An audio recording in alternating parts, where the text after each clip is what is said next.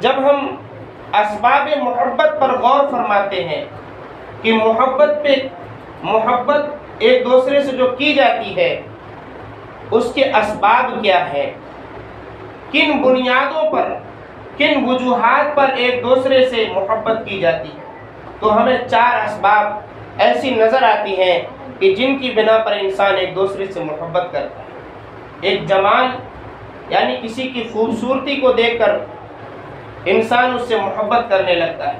ایک کمال، اس کے اندر کوئی ایسا ہنر ہے، اس کے اندر کوئی ایسا کمال چھپا ہوا ہے کہ اس کمال کی بنیاد پر انسان اس سے محبت کرنے لگتا ہے۔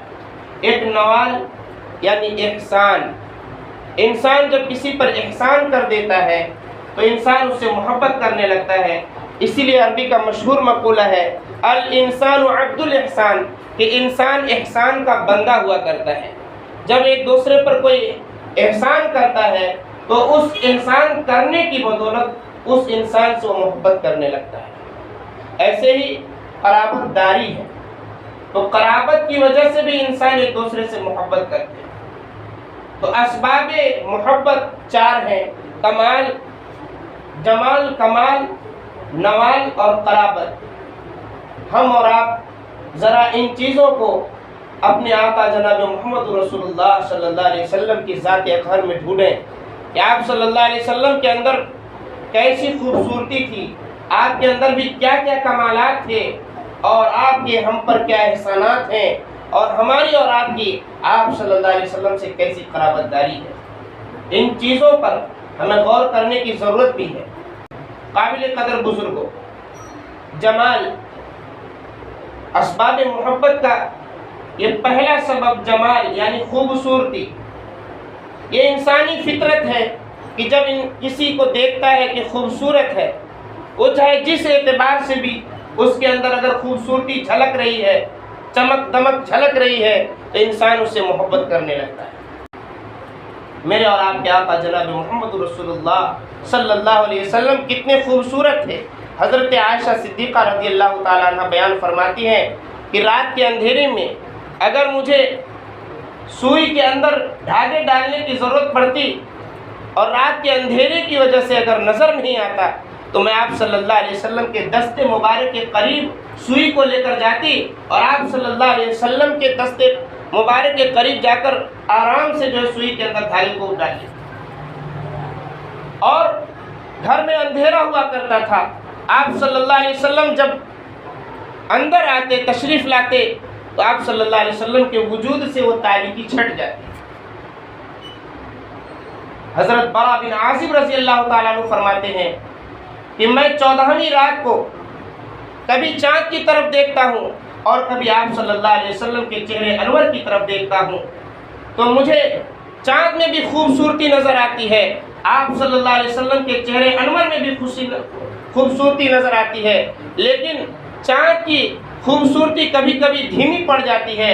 آپ صلی اللہ علیہ وسلم کے رخ مبارک پر، چہرے انور پر جو خوشی ہے اس کا انداز کچھ الگ ہے، اس کے اندر ایک جاذبیت ہے، ایک کشش ہے۔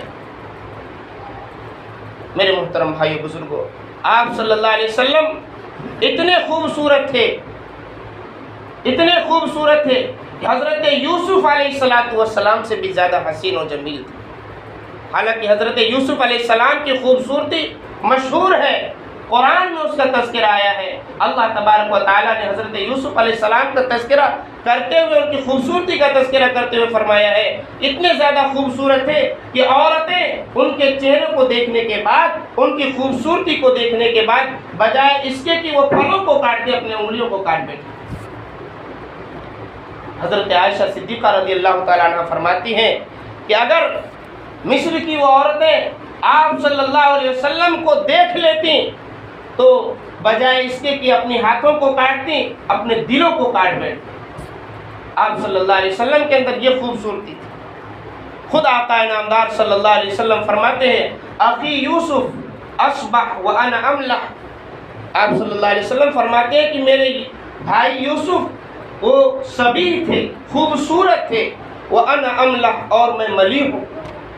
ملاحت میں اور صباحت میں فرق یہی ہے کہ ملیح شبیح اسے کہا جاتا ہے جو خوبصورت ہوتا ہے لیکن اس میں اتنی زیادہ کشش اور جاذبیت نہیں ہوتی ہے، اور ملیح اس انسان کو کہا جاتا ہے کہ اس کے اندر خوبصورتی بھی ہے اور اس کے اندر ایک جاذبیت بھی ہے کہ انسان دیکھنے کے ساتھ ہی اس کی طرف کھینچا چلا جاتا ہے۔ تو آپ صلی اللہ علیہ وسلم شبیح بھی تھے، ملیح بھی تھے، یہ آپ صلی اللہ علیہ وسلم کی جمال ہے۔ تو اسباب محبت میں سے جو 4 سبب ہیں جمال کمال کی، جمال یعنی خوبصورتی، آپ صلی اللہ علیہ وسلم کے اندر یہ خوبصورتی بدرجہ اتم موجود تھی، بلکہ ساری انسانیت سے سب سے زیادہ خوبصورت میرے اور آپ کے آقا جناب محمد رسول اللہ صلی اللہ علیہ وسلم کی ذات ہے۔ اور یہ ہمارا عقیدہ ہے کہ آپ صلی اللہ علیہ وسلم سے زیادہ خوبصورت اس روئے زمین پر کوئی کسی ماں نے کسی بچے کو جنا نہیں۔ آپ صلی اللہ علیہ وسلم سب سے زیادہ خوبصورت ہے۔